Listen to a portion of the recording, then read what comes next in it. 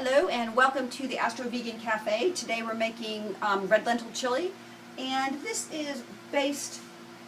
started from Chef AJ's recipe, but there were things I didn't have and things I didn't want to use, so it's not Chef AJ's recipe. So if you don't like it, for whatever reason, you might like Chef AJ's, but don't blame her.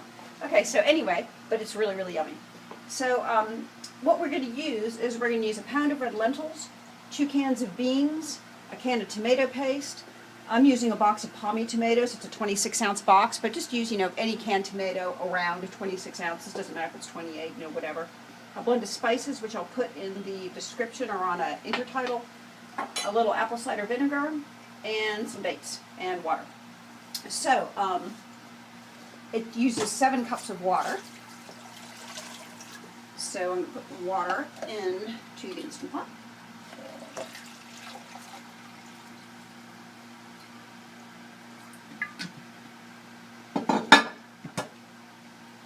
And then I'm going to, and you can put these things in any order. The order you put them in doesn't really matter.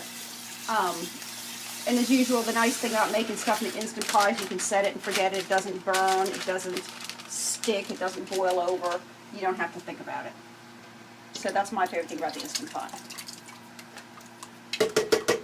I often, but not always, also put onions in this. So if you like onions, you want to put onions in yours. Basically, I use about a baseball-size onion, which is about 10 ounces of onion. So thereabouts. But as always, you can just use, as much as you want to your taste. So in go the pommies. The mushrooms. Nope, no mushrooms. You can put mushrooms in if you wanted to, but I do not put mushrooms in mine. You can put in any veg you want. Some greens would be really yummy in there, if you want greens in there.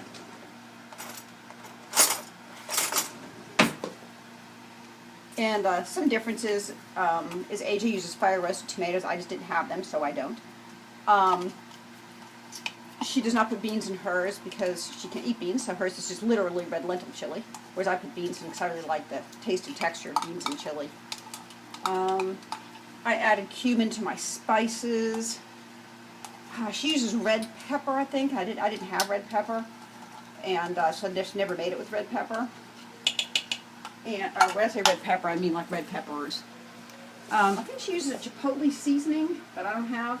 So that's just kind of why it's different. So there are some differences, but it is based upon hers, but it is not hers. So in go the dates.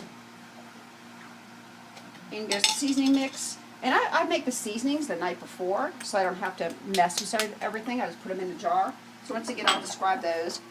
Basically, it's parsley, oregano, chili powder, cumin, smoked paprika, garlic. I use bay leaves, turmeric, some black pepper, and I'll put the rest of them in there because I just can't remember How much apple cider vinegar was that? Oh, thank you. That's a 1/4 cup of apple cider vinegar.